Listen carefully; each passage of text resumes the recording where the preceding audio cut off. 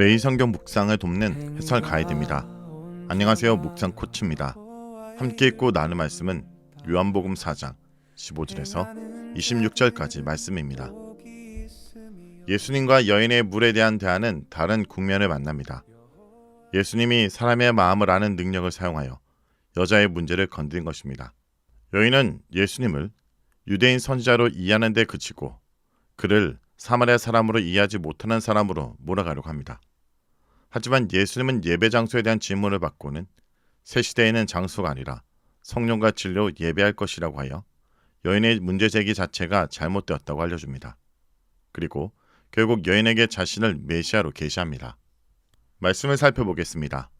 15절에 예수님이 생수를 준다 하자 여인은 그것을 요청합니다. 이것은 육체를 위해 마시는 물과는 다른 영생의 물이었지만 여인은 계속해서 자신이 원하는 물만 달라고 합니다.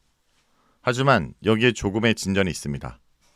이 여인은 자신이 어떤 식으로든 목마른 사람이라는 것을 인정했고 생수의 필요성을 느끼기 시작한 것입니다. 그런데 이제 예수님은 갑자기 대화의 주제를 바꾸어 여인의 사적인 문제를 파고듭니다. 예수님은 대뜸 내 남편을 불러오라고 합니다. 이것은 앞의 대화와 전혀 연결점이 없습니다.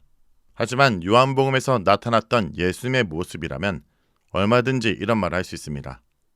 이전 예수님은 나다나엘을 만나기 전에 그가 무화과 나무 아래서 무엇을 했는지 알았고 니고데모가 자신의 인정하는 말을 하면서 찾아왔지만 그가 자신에 대해 어떻게 생각하고 있는지도 정확하게 알고 있었습니다. 여기서도 마찬가지입니다. 예수님은 이런 능력을 사용하여 이 여인에게 자신이 어떤 존재인지를 알리기 시작합니다. 이 여인에게는 남편 문제는 아킬레스건이었습니다. 그래서 잡아댈 생각으로 남편이 없다 말합니다. 이 말에 예수님은 공적으로는 그 말이 맞지만 과거에 남편이 5 있었고 지금 같이 있는 사람도 남편이 아니라고 합니다. 물론 예수님이 이 여인의 치부를 드러날 생각으로 한 말은 아닙니다. 그랬더라면 이 문제를 더 파고들었을 것입니다. 5명의 남편 그리고 지금 있는 남자조차 남편이 아니란 사실은 그녀가 세상의 조건으로 영혼의 허기를 채우려다 처절하게 실패했음을 보여줍니다. 유대법상 3번까지 재혼은 허용됐으나 5번은 극히 이례적입니다. 그녀는 사회적 지탄 속에서도 사랑이란 대체물을 찾아 헤맸으나 결국 남은 것은 대낮에 뜨거운 폐핫볕 아래 홀로 물을 길어야 되는 고독뿐이었던 것입니다. 19절에 여인이 예수님에 대한 인식이 전환되는 것을 볼 수 있습니다. 여인은 처음에는 예수님을 유대인 남자로 알았다가 조금 더 진일보하여 선지자라고 말합니다. 그리고 자신의 문제가 드러나자 여인은 당황하며 대화의 주제를 예배의 장소로 돌립니다. 그린 신산입니까? 예루살렘입니까? 라는 질문을 던집니다.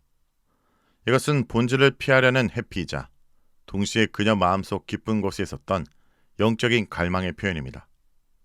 예수님은 단호하게 말합니다. 이 산에서도 말고 예루살렘에서도 말고 너희가 아버지께 예배할 때가 이르리라. 먼저 예배는 어디서 드리나가 문제가 아니라 누구에게 드리는가의 문제입니다. 사실 여인이 꺼내든 카드는 유대인과 사마리아인 사이에 결코 합의할 수 없을 만큼 첨예한 이슈였습니다. 유대인들은 성전에 있는 예루살렘에서 사마리아인들은 자신의 성전이 있는 그린신산에서 예배해야 된다고 주장했습니다. 신명기 12장 5절의 근거로 각각 서로의 예배 장소를 하나님이 택한 장소라고 주장해 왔던 것입니다.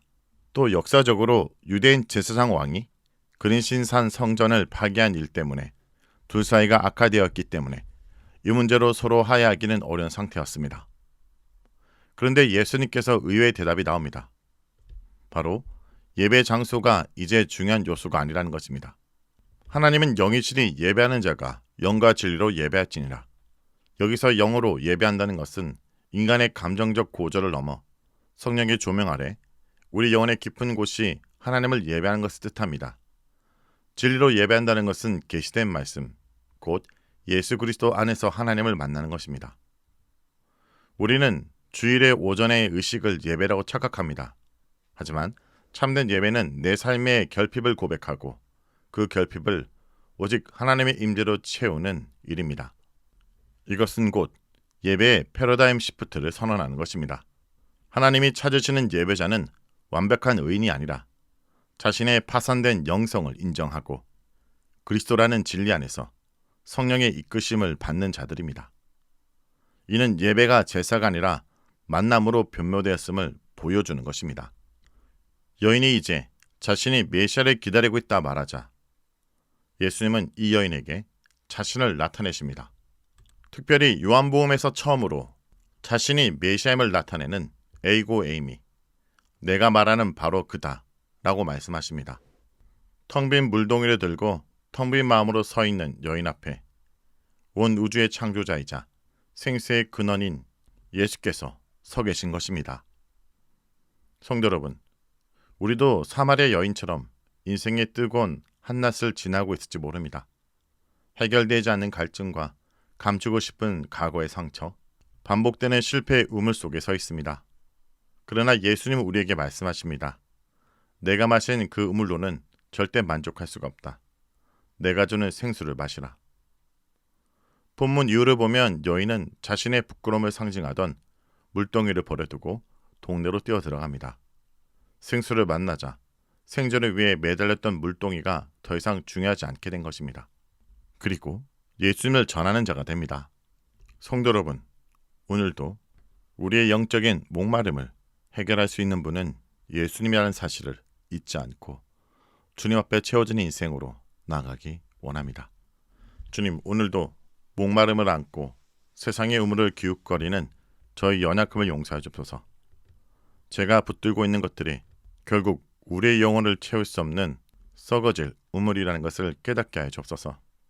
주님, 내가 그라 라고 말씀하시며 여인을 찾아오신 것처럼 오늘 말씀을 묵상한 영혼들에게도 찾아오셔서 기쁨의 샘물을 맛보게 하여 주옵소서. 예수님의 이름으로 기도합니다. 아멘. 주의 말씀만 지킬 따름이니이다. 내가 전심으로 주를 찾아 싸우니 주의 계명에서 떠나지 말게 하소서. 내가 주께 범죄하지 아니하려 하여 주의 말씀을 내 맘에 두었나이다. 찬송을 받으실 주 여호와여, 주의 율례들을 내게 가르치소서. 주의 입의 모든 규례들을